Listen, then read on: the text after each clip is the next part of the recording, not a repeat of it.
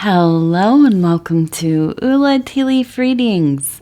My name is Lenor and tonight I'm going to be reading your tea leaves. This is a horoscope for Taurus. If Taurus is your solar, lunar, ascendant / rising sign, then this is a message for you. All right, let's get started. And so our card tonight is the Ten of Cups.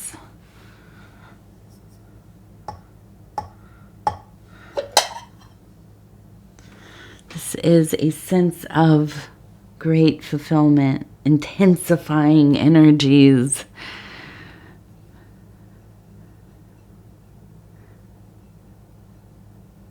And so if you have not subscribed yet, please think about doing that. You can hit the little bell. It'll let you know when the next videos are coming out. Okay, so the first thing I'm really seeing here, and let me just say also, I'm always supposed to mention this. It's free to subscribe. If you don't know that, it is. Okay, so I want to look at this really quick. We have a face here, the head, okay, and here's the mouth and the nose, the eyes, the body here. Now it looks like maybe missing some clothes, but standing this way, looking up, and I really get this very lunar energy. It does. It looks like it has a lunar energy, and I feel it almost seems like a statue to me.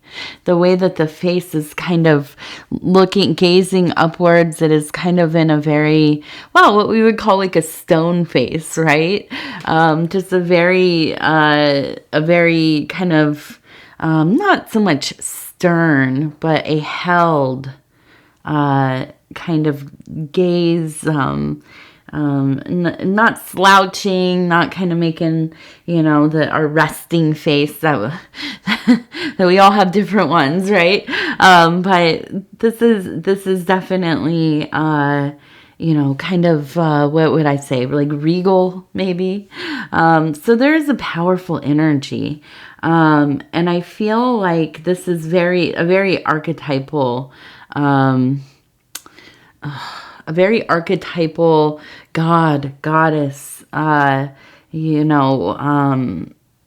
some kind of exalted being. And I believe that it is very much tied to self and to the way that you kind of, probably carry yourself. I think that you are somebody who holds their head high, right? Wherever you go. I think that you're somebody, you put your shoulders back, you get your posture together, and you walk in the room with purpose, right? And I think that this is part of why people find you so kind of, they're attracted to you. There's a command there, and you make it look so effortless. You wouldn't know that maybe sometimes on the inside you have anxiety just like the rest of us. But I think that you do. You have this kind of almost, it is very kind of otherworldly, right? Kind of like you transcend the kind of, I don't know, middle of all of us kind of regulars. You are somebody who seems like you don't really necessarily belong here. And maybe you regard yourself as, I know there are a lot of kind of movements of star seeds and hybrid of human and other things, alien. I don't know what you like to call yourselves, if this is something that you know about. I don't know a lot about it because I feel that I'm probably very as human as they get. I'm not very special in that way. Pretty boring maybe. But I do think that there's just something that is, you know, and I feel like even when you were young, people kind of, that you almost had a, and I think it's in your features probably too. You like a, kind of, well, I don't know exactly, like a fairy, or you know, some kind of like elven being, like almost a very exotic kind of beauty that's otherworldly, right? And maybe the way that you carried yourself, the way that you spoke, it was very unique. And even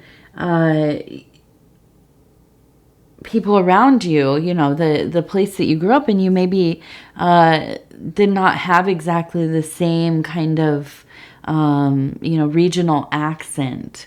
You used words that maybe differed from your age group. And maybe even people thought you were somewhat precocious, right? Very intelligent, seemed as though you were an old soul, or, you know, any number of these things. And, you know, I think that when there are kids, especially like this, it can be a lot of pressure, to kind of live up to that, right? Just not, you know, but I think that in this case, it just is that you are a very kind of special being, you know, just kind of different in the most wonderful ways. And so a lot of beauty there, a lot of beauty. And I feel like there is a real lunar influence as well, which makes sense. We're talking about a Taurus, and the bull always, to me, is akin to, of course, the crescent. And so, you know, I think that in a lot of ways you've become somebody that I think you could be almost like a life coach, or maybe some kind of guru, or you know, somebody who counsels people. You might work within a spiritual modality, or maybe religious, or mental health. I mean, whatever it is. But I think that people seek you out because they feel like you know something about this existence, that you have some answers. And, you know, that might really be the case. But I do think that, you know, you have the ability to really put people in kind of a state that's a bit altered from their normal. They get around you and they feel confident. They feel a sense of being at home, being near somebody who, you know, could lift the veil, really. And so,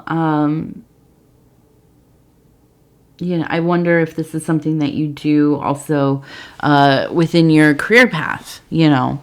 I mean, I could see that. I could see a Taurus person, definitely. The Taurus reminds me often of like the Hierophant. Also the High Priestess, but something about the Hierophant, even though it would be like a very rebellious Hierophant. Very rebellious High Priest. Very rebellious kind of go my own way initiator, right? And so let's take a look here. I'm looking at this and it looks like somebody, and I was looking and I'm thinking, what is this? I don't really like this, but I also am not sure. It looks like an animal, maybe a cat, being held by somebody who is raising their hand there.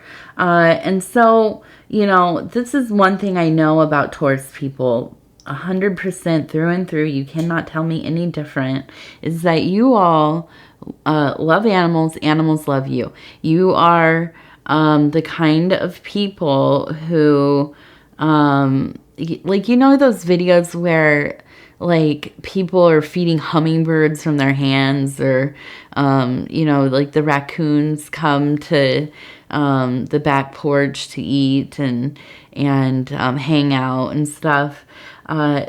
This is you have that energy. Taurus people are able to speak to animals. I mean, like I wouldn't be surprised if I could uncover somehow whenever Dr. Doolittle's birthday is in the books. He would be a Taurus, I think, probably.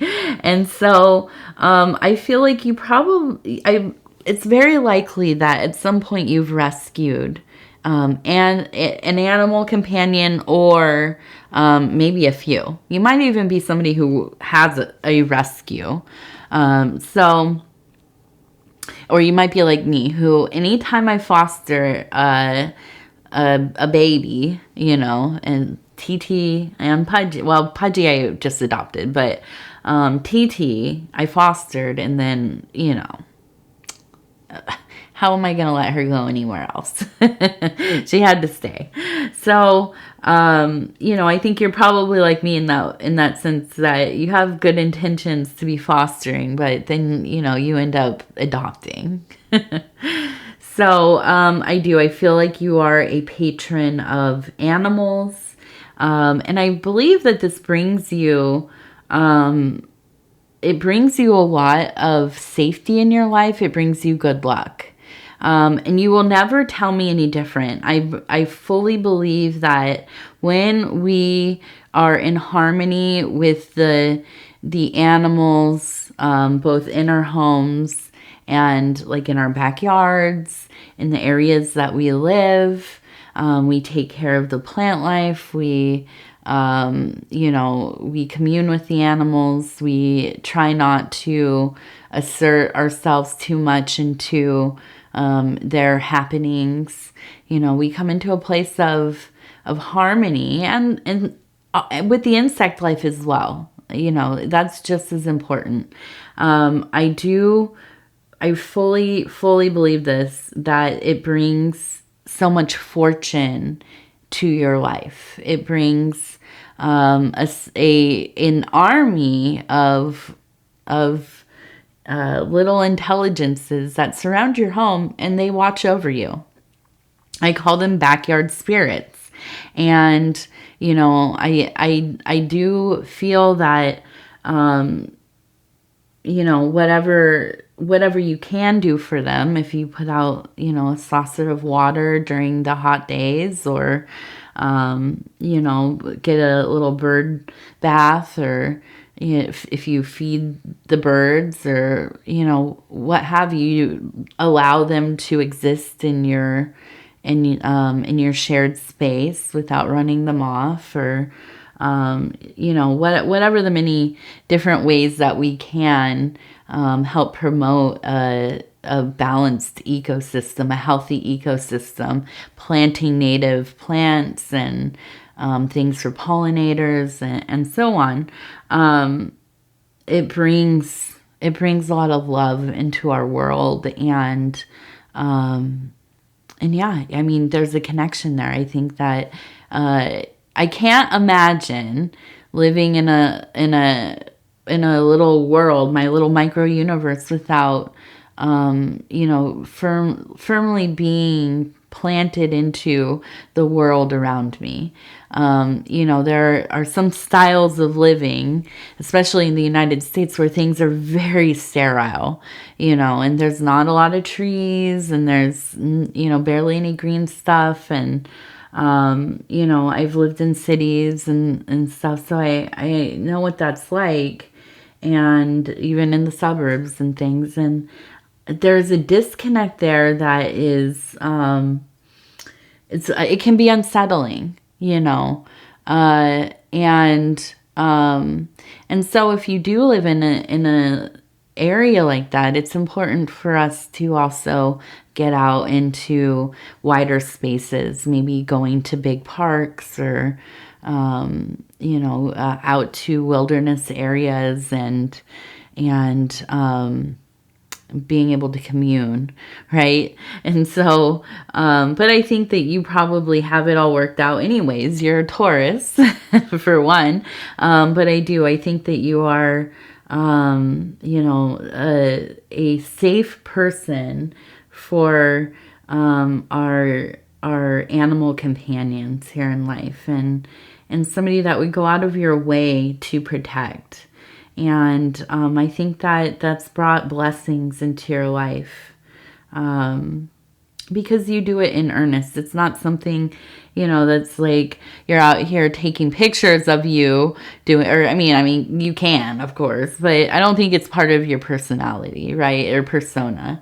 It's just something that is innate to your being. You've always kind of been this way. I can imagine even as a kid, you were out there saving animals and bugs and things, and getting them to safety when they needed your assistance. Okay, let's see. Now we're going to turn it this way. Okay, so we have a large tree, but it also kind of looks like this, I always mix up Swamp Thing and Creature from the Black Lagoon. You can see, I think it's Creature from the Black Lagoon, like this with the eyes right here.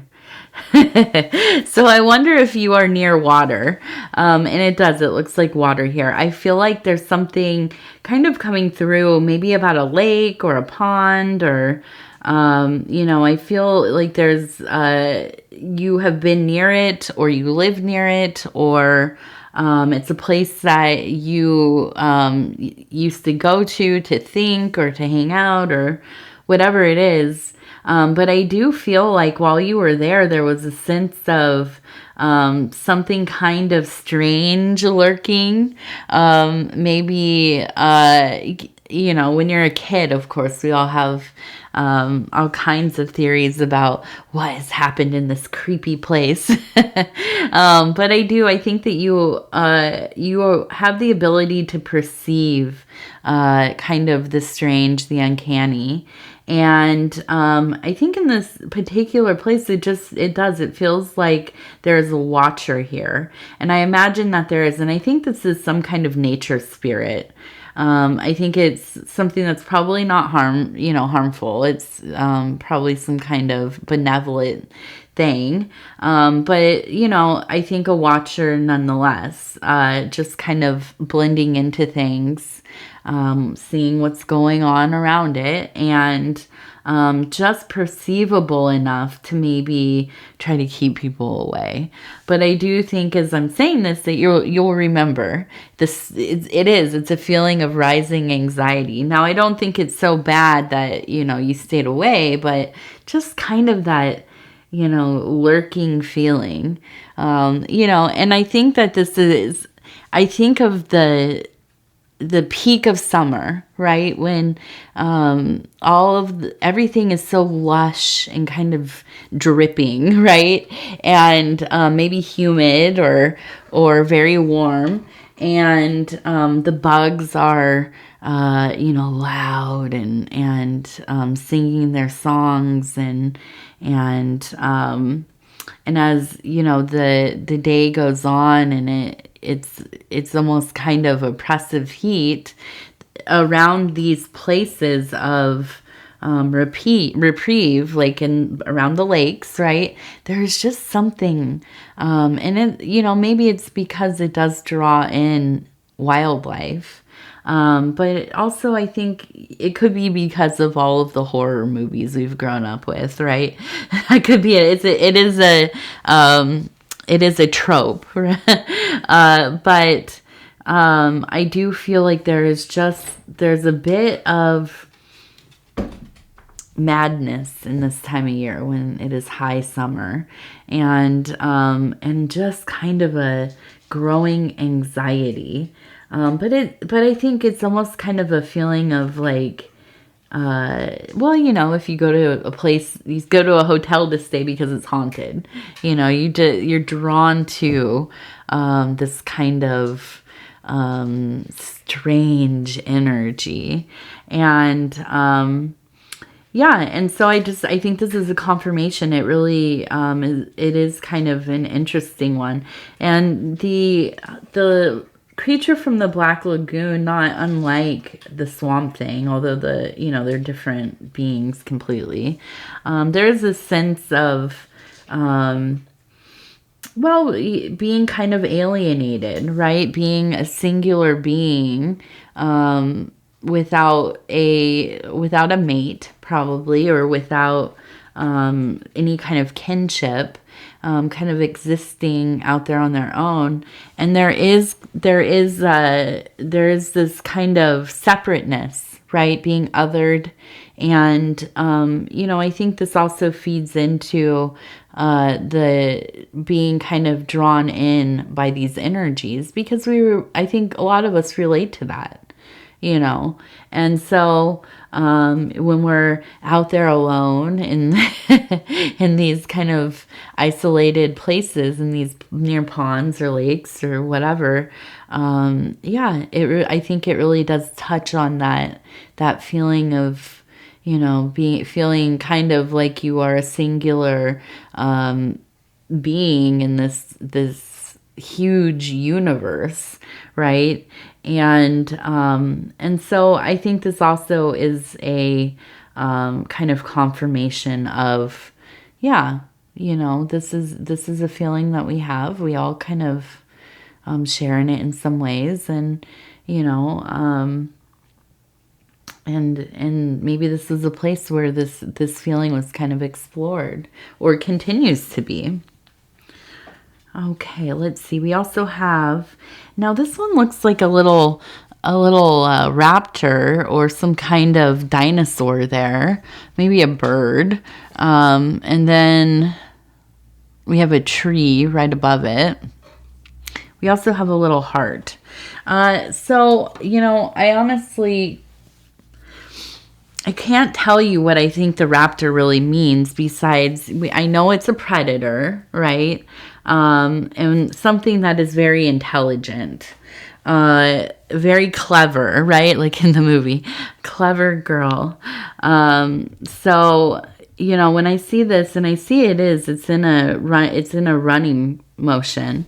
There is a sense of precision in the way that you live. That's not to say that you are predatory, but you're highly in tune with the movements of others. I think that you're very thoughtful about, your decision making. And I think that this adds to your ability towards success. I think that I just imagine you being, just very keyed into, the totality of things, but not on a just general sweeping, everything kind of just merged into one thing. I think you have the ability to really look at the details of all of the moving parts, all of the variables there. And you're good at kind of scanning through and making a decision. Okay. I also think that in some ways you have the ability to communicate with others based on what you perceive from them. I think a lot of people in life, they just kind of exist in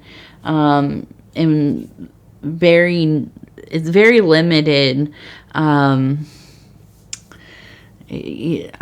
created work persona, a created home persona, a created social persona, and they kind of stay within these parameters. It's not very intricate, and that's not a judgment or anything. It's just kind of something that I have experienced with people in life. And then there are people who are very observant.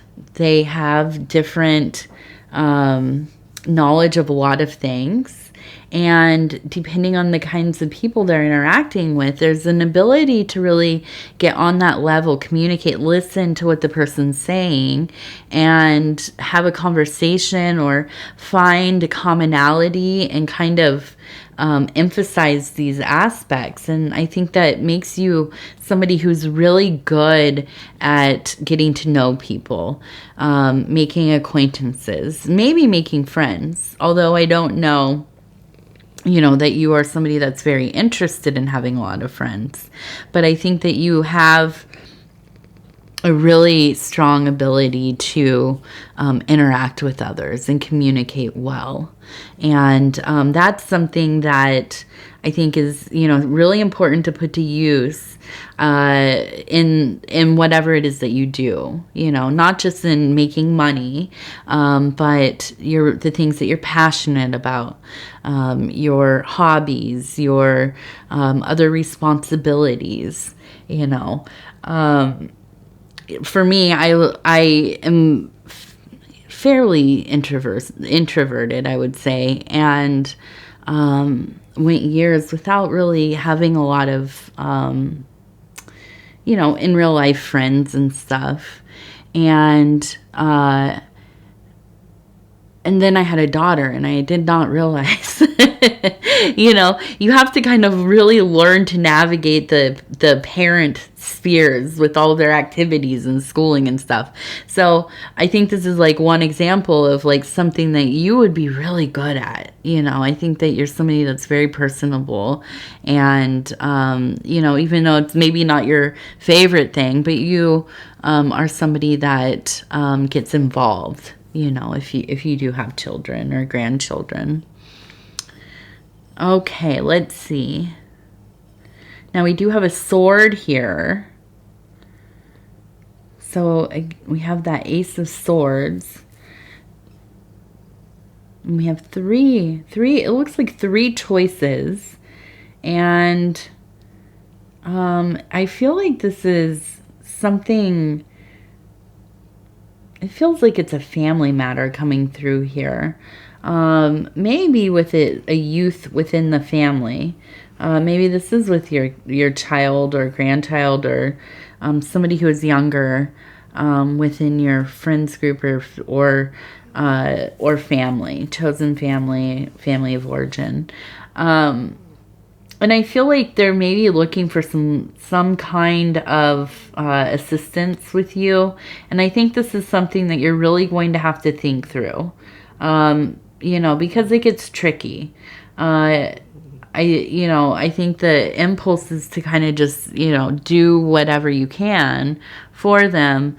But I do think that there are other factors involved, and it's something that you really need to consider. And I would discuss it with somebody, kind of, workshop your response here, what you can and can't do. Really, I think laying down some rules and boundaries is important. Okay, TT. She's over here snoring and and clawing me and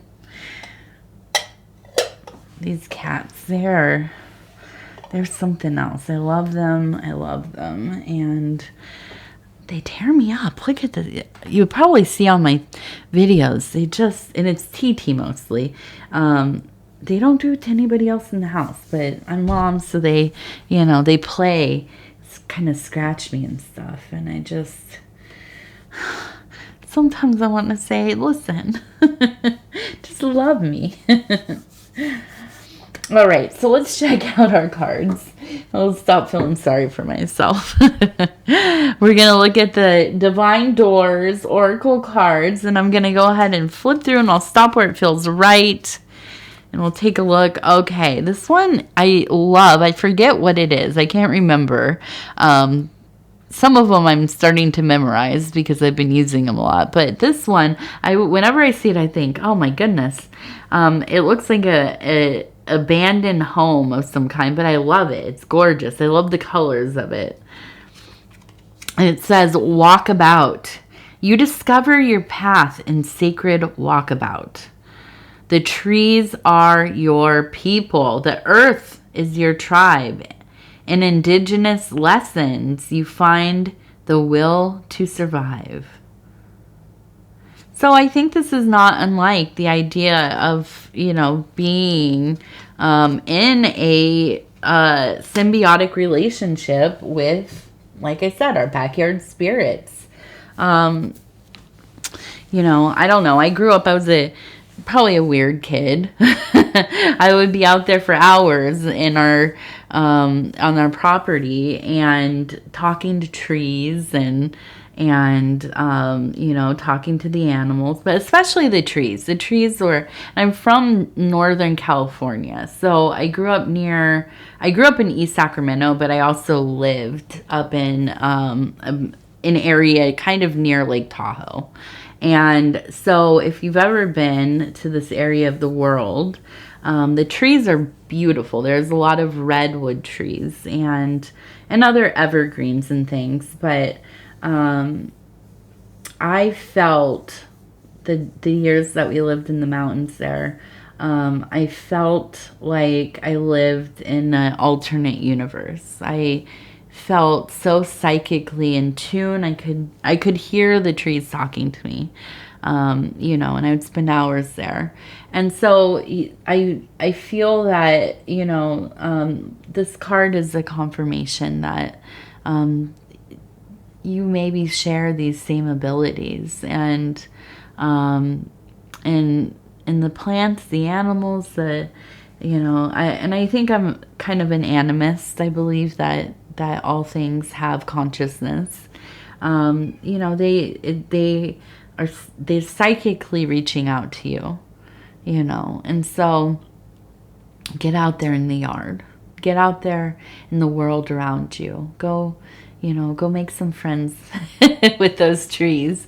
Go do your little walkabouts. I promise you it will not, be in vain. Okay. Taurus, I want to tell you I love you and I thank you for spending this time with me. It is always such an honor to be able to bring these messages to you. And if you would be so kind as to like the video, it really does help the channel so much. And if you haven't subscribed, please think about doing that. You can hit that little bell. It'll let you know when the next videos are coming out. And it is free. It is free to subscribe. And if you'd like to leave a comment, please do. I would love to hear from you. I read all of my comments. It sometimes takes me a day or two to get back to them, but I do. I read them all. And what else? Oh, I put up a post about there are a lot of kind of those clone accounts and scammy type accounts and comments on YouTube that have cloned either my channel or my husband's channel, Dove and Serpent Tarot. His name is Paul. Anyways, those are popping up on other social media websites and their pages and accounts and all kinds of stuff. So I just want to make it clear, we do not have any accounts on any other social media, not on Facebook, not on TikTok, not on Instagram or any of those things for the channels. Okay. Also, Paul does not do private readings. So if anybody tells you, under the name Dove and Serpent Tarot, or Paul, he doesn't do private readings. Don't send them money. Don't interact with them, because they're scammers. And I know this happens to a lot of channels, but I just bring it up because I know most of you know what's going on, and you can see it from a mile away. But for those of us that can be tricked, which sometimes I'm like, what is this?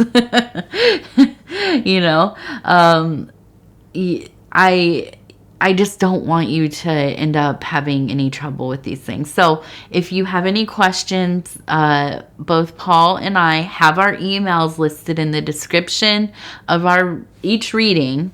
only here on YouTube, okay? Only on YouTube, on our main channels, the ones that, you know, that you see, Ula Tea Leaf Readings or Dove and Serpent Tarot, and you can see the amount of subscribers. Mine's like about 30, I think it's 31K, and his is almost 200K. Those are our main paid or main channels. So you can get a hold of us through there or on the comments. Okay. So just be safe, be vigilant. Please don't give anybody your personal information. Do not give people any of your birth dates, social security numbers, your addresses, your financial stuff, none of it. Please, please, please. We love you, and it would break my heart to hear that anybody encountered one of these people and, you know, whatever. So, yep, with that, I don't like ending on that note, but you know, it comes from a place of love, I promise you. It just, you know, so again, I love you. Take care of yourself. We will talk in just a few days. Thank you. Thank you. Thank you.